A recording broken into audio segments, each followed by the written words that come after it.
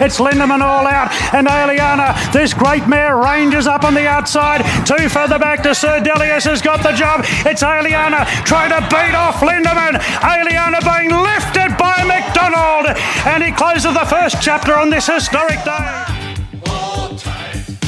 And McDonald said, "Go on, Autumn Boy!" And Autumn Boy moved up at the 250. Put pay to observer Bingeye. Further back then to Green Spaces running on, but it's Autumn Boy clearing the Rose Hill Guineas. Gringotts working into the clear, but Autumn Glow's broken away. 11 out of 11. Perfection. Absolutely flawless. Autumn Glow beats Gringotts. Guest House is running on behind them. Just needs some clear running. Going up the inside. Streisand music time. Guest House bursting up the inside. Guest House moves up from music time. Streisand. Guest House won the slip.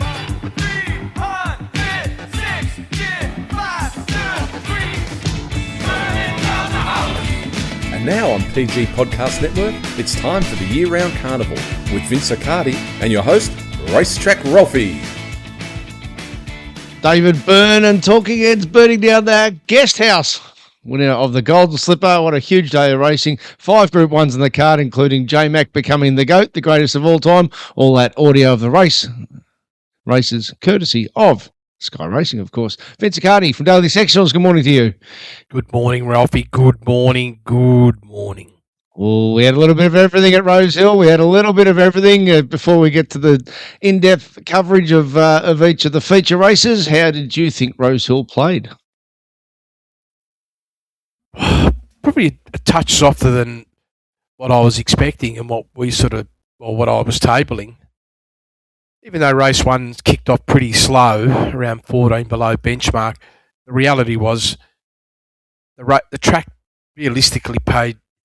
Once you take away this scenario of early speed, it was more like 2 to 4 lengths below benchmark. So it was probably S5, Ralphie, realistically. In terms of the lanes, when I looked through that, they were all virtually coming 9, 10, 11, 12 was the widest runner. And then there was the odd runner that was sort of like 5, 7, and even 6. Which surprised me that they were already so far away from the fence turning for home. That was like a bit of a surprise because it was proven during the course of the day that you didn't need to be. So for whatever reason, that's what they got in their head. And maybe a lot had to do with what was happening around the side of the track, because when you look at the side part of it, you can, again, genuinely say you're in that S5 territory between the 6 all the way till you got to the 200-metre mark. And I don't want to go too much worse to the 800 because we had a couple of races where they were all about slow race shape. All right, we'll go through the feature races. So we'll brush the first race and start with the Manion Cup Race 2. Bit of a three-way dogfight and the start of a big day for Zach Lloyd, who won it on Mr. Monaco. Which way did you go? I think you were Juco or Travolta. Yeah, I did end up going Juco. Yep. The horse that we had on top in terms of IVR data. I didn't go aggressively. It was just a 1x4, but I was happy. The winner, no surprise really from my end either. Good ride, Ralphie. Good ride. And again, you got to look at the setup here. The lead speed was like 1.4 lengths above benchmark. The first 3 horses were all travelling between 1.5 below benchmark and 5.5 below. This is the second place getter, Tramansour.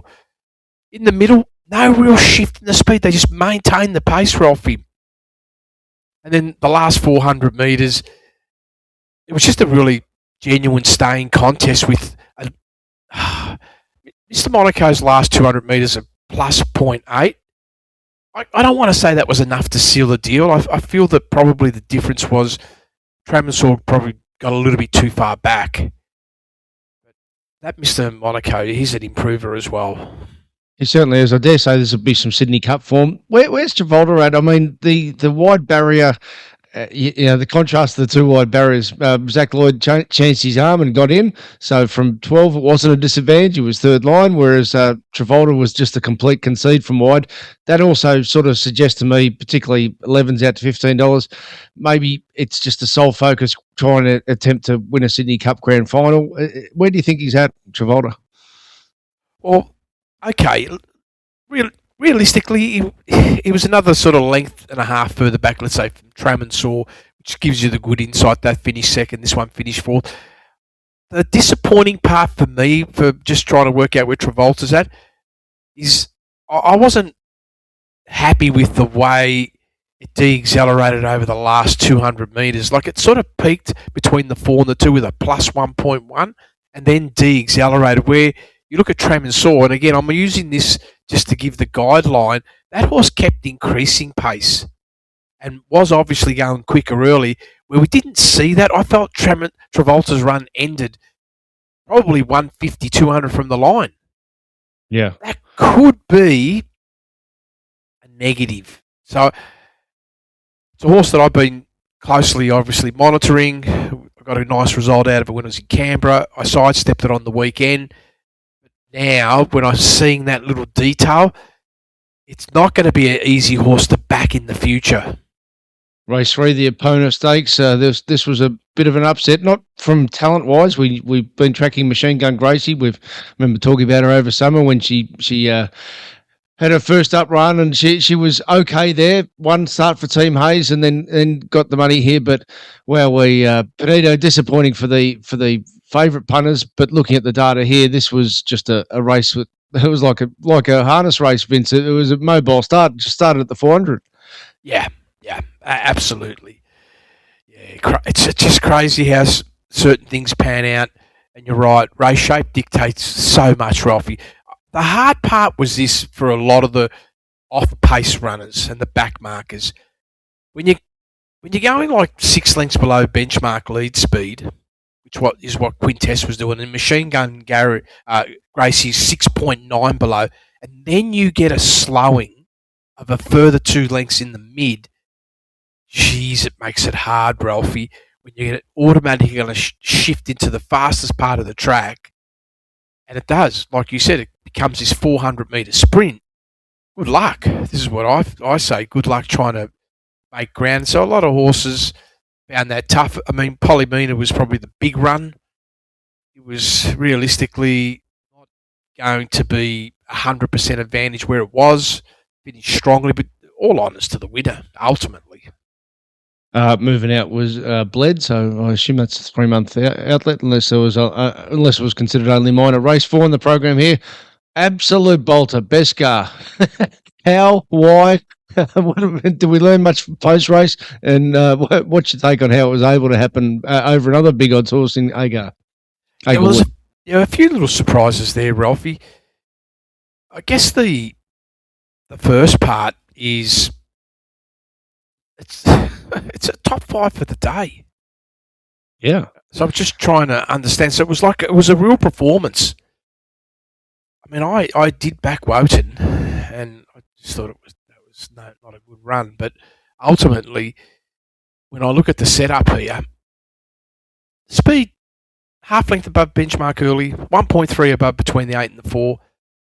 A little bit of a dip between the 4 and the 2. And this was pretty much the theme for most horses all day, coming around that turn. They were already shifting wider, so you got a little bit of natural slowing. The rebound wasn't that good, but it was the first 2 sections that won the race for the horse, Ralphie. And then I did go looking at its numbers, said, how'd this thing win? Probably that Caulfield run, not too bad, 2.2 lengths below benchmark. The reality is the horse has come back better. It's something that I didn't even consider myself personally. Don't really spend a lot of time when horses, long odds. But the reality is, if you go back and look at last campaign at Moonee Valley, where it put up that 6.5 below, this time it came back 4 lengths better, Ralphie. So that was probably first prep gelded. So it payment unknown, but it's obviously leaped through the roof. One of our members, I won't say his name, but he said he's thinking Woden might be a little bit in the speaking of gelding, maybe that's what Woden needs. Yeah, He's putting in. Yeah, well, it's like this. I thought about the putting in and all that. The figure overall was 0.1 below, so it was within half length of its best. It just might not be that good anymore, Alfie. Like, it's certainly not living up to the potential I thought, and won't be getting my money anytime soon, Ralphie. Yeah, absolutely right. All right, the Group 1 started, and they started in a real serious way with the Ranvit, James McDonald just beating Nash. Maybe the ride of the day didn't get the prize in there in Lindemann. It was a sensational race to watch. One of our members has asked, and it's Brody, so we'll kick off here. Hi guys, just your thoughts on the Aliana race, how it rated, and if the race shape would be a positive for a 7-day backup. She's going to run in the Tancred this Saturday as of now over 2,400. Yeah, firstly, I don't feel that's going to be a big problem. When you look at the setup of the performance of the horse, 5.4 lengths below benchmark through that first section, even in the mid, 2.7 above. It's not like a dramatic shift in the mid where you're using high energy. Overall, last 400 metres, 200 metres, half length above. That's all sound, Ralphie. And if I had a horse like this and was backing up 7 days, I personally wouldn't be concerned. It wasn't anywhere near big in terms of the mid-race move. I mean, this horse's typical average mid-race squeeze, Ralphie, is north of plus 11. So it was miles inside that. I mean, yeah, I don't see that as being a problem. I guess the bigger problem is who's the competition. Yeah, so we'll do that on this Friday in our preview podcast. So if you want to get our preview podcast, just click through the links. You're going to have a little holiday. You're now here, so we're going to make it a 4-week package available as well. So that'll cover this Saturday and the 3 days of the amazing Randwick Carnival. Lindemann, unbelievable ride at Nash. Where's Sir Delius at? Obviously, it had to tag Aliana, and it's building its fitness. How do you think it's progressing? I thought superbly. Absolutely. 7 lengths below benchmark early. That's a nice elevation run to run, about 5.5 lengths. You can just see these stables use a different set of dynamics with this horse. Instead of having a completely rock-hard fit, they've gone through a building process. Even in the mid, you could see clear improvement from one run to the other in excess of 3 lengths. And then overall, a little bit of a taper over the last 400 metres, but this horse has gone from 0.7 below to plus 1.1. Mind you, it's still behind what it did first up last campaign, Ralphie. So I'm not sure if the horse is going to get to that fours range, but it's definitely now trending solid to 2.5 above benchmark. All right, let's get to Autumn Boy. Pre-race, it was a 2-horse match race. Did you get on? You need your $1.30 the place. Did you get your $1.30 the place, Autumn Boy, or miss out? No, I didn't. No, but the outcome was exactly what was expected, wasn't it? Well, the point you were very big on was if Craig Williams takes a sit on Observer and doesn't put pressure in the race, he's no chance of beating Autumn Boy. Yeah, because this is it, because it's a cruising horse. Yep. And there he is going 9.6 lengths below benchmark. This is Autumn Boy? No, this is, Autumn Boy. An Observer who's going 8.1 lengths below benchmark, Ralphie. Now, what's his usual speed? Well, his average speed is 0.2 above, and realistically, he's more like a +3 horse, right? Yep. And then, of course, the biggest pain for him, no move in the middle, which is it's not like him, but why did he do that? Was he scared, nervous? From 8.1 below to -7. So he moved a length, Ralphie. That's it. Nothing. Absolutely nothing. And so what's he going to have? Was it his first ride on him? I think it was. And I reckon post-race, I heard him say along the line, I'm just checking, he rode him back in June at when trained by James Cummings, so that's a bit meaningless because he's had 2 preps since. But I think afterwards race, in the jockey's comments, he was saying he tried to ride the perfect race, and that's not what he should have done. So he put his hand up, basically. At the end of the day, he's probably never going to beat Autumn Boy anyway. Yep. But that setup just turned around and gave him like a couple of free kicks. So how's Green Spaces tracking for the Derby? I thought the run was really solid. 11 lengths below benchmark early. You can say too far back in the sense of no strength in the middle of a race always makes it harder to be able to get yourself into a winning position. So if you're at that length or length to two further behind, it only makes it harder. Unfortunately, when you look at the two horses, the winner and the third place, it was giving both those horses a genuine 2 to 3 length head start. And there was no edges in the middle. So the finish was solid. It actually outsprinted Autumn Boy over the last 200 metres, which is a really good sign, Ralphie. And this horse is trending. So without thinking about it too hard, one question I should ask you going back to the winner, Autumn Boy, as of now, what could you project to a Doncaster, over a mile? Oh, he's coming back to the mile, is he? Yep. It's like this, Ralphie. Who's in the Doncaster? See, that's the problem. I'm not sure about that one. Yeah, not sure about that one in the sense of Caesar Alibi is definitely in it, and then it's a question about if Chris Waller goes Doncaster or Queen Elizabeth with Autumn Glow that we're about to get to. But yeah, that's definitely the plan for Autumn Boy now back to the mile. Okay, well, see, maybe their view is because it can handle a lot of pressure up front. Now it's probably come to its very, very top. We might not see breakdown of speed over the last 400 metres because it's got that rounding of conditioning.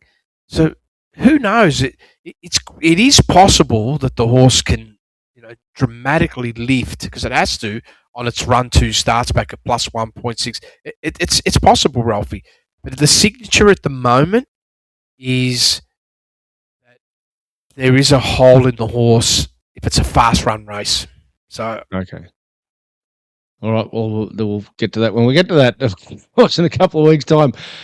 Let's get to the superstar, Autumn Glow. And Vince, this is a horse who, we tagged from day one. I'll read what we wrote about her on Sizzlers in a minute. But firstly, what did she do on Saturday? Yeah, well, can you believe it, Ralphie? Can you believe it? I guess the surprising thing is this was going to be her hardest test. Okay, fair enough. 0.2 above benchmark early. So realistically, given a good spot, but the leader's going 4.9 above, and then you got to slow down in the middle. That didn't work for Autumn Glow, Ralphie. Going from 0.2 above to minus 2.5, and then rebounded with a plus 1.7 overall last 400. And I'm not sure how you're going to look at the last 200 metres. There was a de-acceleration there. There was no competition. And what made everything look so much better was the slowdown. That slowdown made everything look a lot better for all the other horses. The reality is probably Autumn Glow wins by 6, Ralphie. Yeah, so it just made them all look not so good. And possibly a couple of horses didn't turn up. Not going to be appreciative of the ground conditions. Some need bone-drying ground, Ralphie, and they can't deliver when there's some give in the ground, and that happens. So some horses probably weren't able to demonstrate that. So we just got to make that note. Expect some form reversals on a few of these horses if we get onto firm ground from start to finish, wherever they race next. So Alistair's asked, how good is Autumn Glow? And it is a nice question to put down because 3.6 on Saturday was below her best IVR figure, but as you've explained, it was because of that slowdown. What type of projection have you got with her compared to her current PB?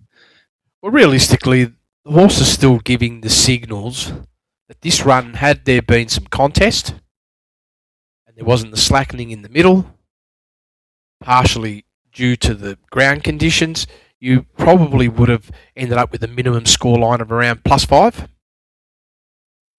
There's still no ceiling, Ralphie. Now, I've looked at the raws. There's only one targeted figure, which which is going back to October last year when it was a plus 10.6 before any adjustments. And you look at that setup there, this is my way of sort of indicating that even that day there was a slowdown in the middle. Look at it here. Yeah. So it is possible that off that run line, good genuine ground, you're still somewhere around that plus 7 range. I don't know if you can, you just don't know if they can go plus 10 or 12. You just don't know. Which is what possible. Winks could do. So for the obvious comparison of Winks, she was an 8 plus 8 every day of the week and plus 10 to plus 12 range. So that's a challenge. But as you said, looking at the numbers here, what's clear in the numbers is we haven't seen it best. No, we haven't, and it still remains that. And they would have been probably pretty happy because they've got a horse that's gone into peak condition and really didn't get a full-blown, hardcore pressure race. So that leaves fuel in the tank. This is when horses like this can double peaks, supposedly. Have you got a gut feel about 2,000 metres? Oh, no problems at all. Wouldn't be an issue. I actually feel the horse. Sorry, say that again? I feel the horse will thrive on 2,000. There we go. Well, look at that run at Randwick back in October. That's the gold. 4.2 lengths above benchmark early, 1.4 above in the mid, and ran plus 5.1 last 4. You can't do that if you're going to be suspect at 2,000. No way you can do that. Run so strong, like all 3 splits, high pressure with the mid slow. It's still above benchmark. Yeah. It's a freak. It's a freak. Exactly. The Golden Slipper won by Guest House. It was a high pressure race. I'll get you to talk us through the race shape, but Zach Lloyd held his nerve. Well done there. Mick Price and Mick Kent Jr., of course, but Price was always very keen on saying this is a serious horse. He didn't have much luck in his 2 Caulfield runs. Put it together on grand final day. What did he end up doing? Yep. Yeah, beautiful. I'd just say 10 out of 10 ride, first of all. Smart ride. Didn't need to go very deep looking for lanes because the lanes were already there, Ralphie, right? So that's the first thing. The pace, no question. Those wide gates there, lead speed was plus 4.7. So being 5 lengths off him still keeps you in the game. Yep. And this is Guest House, 0.4 below. Beautiful. In the middle, number 1 was the trade of the day. The track was just playing with a little bit of a slows in it. The actual field speed was 0.1 below benchmark. Guest House, what was it doing? 0.2 above. So just marginally faster than the average. I mean, I love this, Ralphie, right? And where does the horse win the race? It wins the race over the last 200 and 400 metres. And this is probably the most crazy part. If you look at the last 200 average, Ralphie, it's 5 lengths below benchmark. So Guest House was able to go 1.4 below benchmark last 200 and win the race. Unbelievable. Yeah, it was fantastic. So Streisen's done a huge job. One of the things I had to look at it at historics, and every year there's a horse who's drawn wide on speed who hangs on. And I was a bit blinkered because, I sort of looked at closer to Free and Paradoxian, but actually Streisand drawn 9 of 16. It ended up being the white horse that hung on. Her effort was fantastic, but as you said, completely legless over the last 400 because the whole field was. Yeah. So realistically, of those fast-paced horses, it was Streisand and Music Time. Yeah. 4.3 and 2.9. Yeah. Well, I'll keep your powder dry because on Sunday morning, Music Time, 40-1. This is what you said about her. This is what you said about Music Time. Music Time for me. Not betting in the race, but that's my play. That's the horse I'm expecting to run top 3. I might be so wrong. it's $41. Yeah, $41. The little caveat, of course, is it's a challenge. Every race, there are risks being up for so long.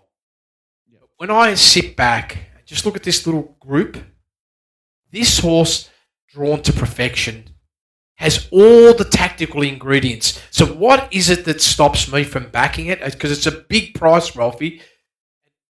I am going to be sad if it wins. once, but I'm going to be happy. The rider, look, if the instructions were clear, and I've had a lot of discussions with various people in Canberra and things like that, Ralph, if this rider went straight forward, it wouldn't be a problem. But the problem is, I don't believe it's the smartest strategy to go forward in this race and lead, and sit's the best play. Now, is this rider going to be able to overcome that? Not sure. But I feel this horse, one more run left in it, is up to him. So you're saying with its tactical speed and its position that if Vince Accardi was a trader, you'd be saying let those horses out wide come across and overdo it, and then that gives you your best chance. Yeah, and sit off him. Well, Vince, did it give a sight? Did you end up just having a bead on it? No, I didn't, Ralphie. I don't generally bet in those races unless I just feel the horse has got some sort of standout capability. I just don't go there. But I want to find the winner just like anybody else. Whilst it's always business, yes, not every single aspect's about money only. Sometimes you just have to be brave and say, I'm going to watch, right? But was there a little bit of disappointment? Yeah, of course there was. Because, I had a few of the boys rip me, man, I got 50s, this and that. And I was going, yeah, good on you. Because there's been a bit of work on this horse and about its capability of being able to go to this race and make decisions to run here. So it didn't disgrace. I thought the big run was the fourth horse, Campione Totale, Ralph. I was about to ask you. That's his size produce, doesn't it? Yeah, this was just a sensational run. 4.1 lengths below benchmark early. You could just say way too far back, Ralphie. Yep. Beautiful performance in the middle, plus 1.7, outstripping the average by a mile. And overall, last 200 metres, pretty much matched the winner. But of course, you've got to allow for the difference in speed. So this was a horse that did impress me. And mind you, Stretton Ruler, there was a number of runs were all good, and then the horses that blew up early. See, let's say for instance, a horse like Paradoxium. It's not that it's a bad horse, but when you have a bad setup leading into this, and you're going to be in a high-speed race, you can't go 4.4 below first section, 4.4 below second section at your previous run, go into a grand final, and then you're asked to run 10 lengths faster through the first two splits. There's only one place you're going to end up is in pain. It's how often do we say it when we do our preview podcast? The grand finals are just one. In this case, you could probably say the first three across the line they were sole focused and they had the perfect prep. And unfortunately, for Bjorn, both his horses were woven as well. They had to have setbacks during the preparation, and it makes it hard. So I agree with you, Ralphie. The hard part is this, and we don't see this often, although the trend the last couple of years is we're seeing this Golden Slipper overall figure diminishing. Whereas before the standard would be not less than 2.5 above. And in some cases, you had to have a horse that was capable of running better than +3 to win a Golden Slipper. Now, where let's say you look at a Blue Diamond, which is sort of benchmark +2 tops, right? Yep. We've got that same flavour, where a Blue Diamond Golden Slipper are almost equal. Well, I was certainly keen going in, and there's a couple of things. On Friday, what I said to you was that the standout to me was IVR-wise. Not one horse had broken benchmark for the crop. It was extraordinary. So, really, and now only one has, Guest House. Yes, so now we've got to ask ourselves, what does that all mean? Hopefully these horses can grow and evolve and become, far more dynamic into the future, because if they don't, we're not going to hear much of them in the future. I should ask you about Cheyenne. Look, there are some fundamentals that are going to stay the test of time. We often take the piss out of weight and so forth, but SP profiling is a very real thing. And I did say to you on Friday, I couldn't get over my head that Cheyenne was $17 in the Blue Diamond, and there were 4 horses in front of it in the Blue Diamond: Streisand, Closer to Free, Guest House, Zambales, and 3 of those, Streisand and Closer to Free and Guest House. So 2 of them ended up in the placings, and Closer to Free was one of them that gassed out. Was significantly shorter in the market for her. just beating up a small field is not the same as coping with a high pressure setup. So true, Ralphie. And also you've got to factor in a lot of these horses, and this goes for pretty much the entire group. Once you get past a couple of runs, and you're a 2-year-old in your very first campaign, you are at risk to falling off a cliff at any run. And this happens, right? And some can, for whatever reason, have that sense of maturity or that capacity to be able to hold, and many of them just go to the dark side. Well, I reckon I heard Mick Kent Jr. say Guest House is a 560 kilo 2-year-old, so that's a monster. So now maybe I forget I got that wrong, but I reckon I heard that. So because my ears pricked, I thought for a 2-year-old that's the reality of 2-year-old versus older horses. If they're that big and mature at that age, they're going to cope. Whereas, as you say, some might show speed, but they haven't got the constitution at that age. Yeah, and with the Mick Kent Price team did a super job. Oh, absolutely. Absolutely super job. They obviously had this target in mind, and they haven't had the right luck, and they've been able to get victory, and good on them. You only need to run benchmark, Ralphie. Good on Scotty. He's got in touch where he said, had a decent place bet on the Canberra horse and Spring Lee. Thanks, Vince, and got the slipper trifecta. So well done to you, Scotty. Woo, party time. Well, yeah, he had other things that he wasn't as happy. Okay. And I'll keep that between us anyway. But let's get to the Galaxy. Good question here from Adam. As far as the Rosehall track, Brias and Generosity, were they disadvantaged by just being out too wide? Will they be improving into the TJ Smith? So well done to Michael Freeman for getting the horse to grand final again. Mahuna winning the Golden Slipper on this meeting last year, and then the filly beating the older horses. But bit of drama pre-race, including afterburners being scratched at the barrier. Blanket finish always makes you a bit worried. How do you assess the Galaxy? Well, overall, all we can do is it's 0.9 above the winners ranked 6th best of the day, so it's up in the top 10, which is always a good sign. When you then run through the blend of the race, that early speed, 0.7 below benchmark, excellent. You look at the mid-race, 1.7 below, so it's just a slight dip. A lot of horses found it hard to put big numbers down over the last few hundred metres. It did break benchmark. No question, the run of the race, Jetterbill, like huge, coming from 6 lengths below benchmark, pretty much giving everybody a 5-length head start, probably finishing off the most powerful almost of the entire day. So that was a big run. Briasa, on the other hand, in the right spot, Ralphie. Just didn't have that punch over the last few hundred metres. Sort of just one-paced with the rest of the competition. Adam did make a point or a question to you, and I think that's quite valid. Did the Rosehall track deteriorate with rain? Looks like that in the numbers. It certainly didn't help. Yeah, it certainly didn't help over the last few races. You can clearly see the detraction over the last 200 metres was roughly, if you look at the first 7 races, the average was +2. The last 3 races, minus 0.8, let's say a length. So, yeah, 3-length swing. Yeah, I wouldn't be surprised if both of them, Briasa and Generosity, who won first up, it's grand final time in the TJ, so I wouldn't be surprised if they improve significantly. And in the last race, Catch the Glories got through and just beat Inkaruna, but we were barracking for this horse called Spring Lee. This is what you said on Sunday morning about Spring Lee.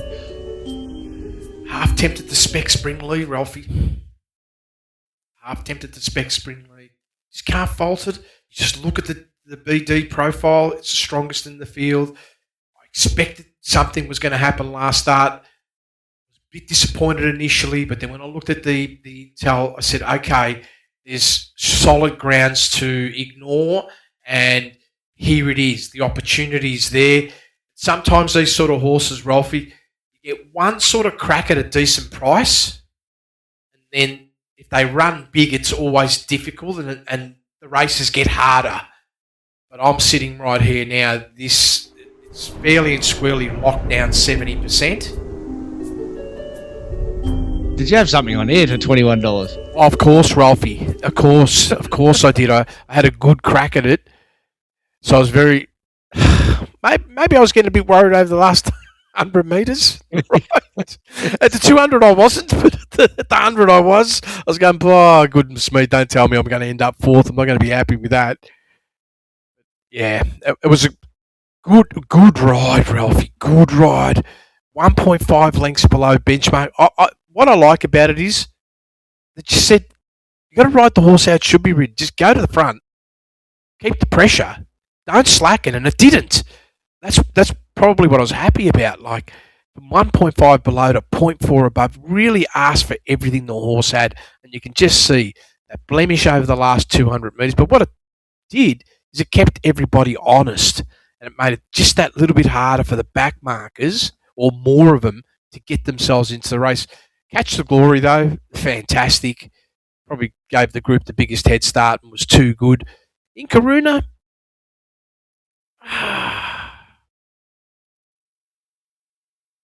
probably a little bit disappointing. Ralphie. 0.4 below benchmark.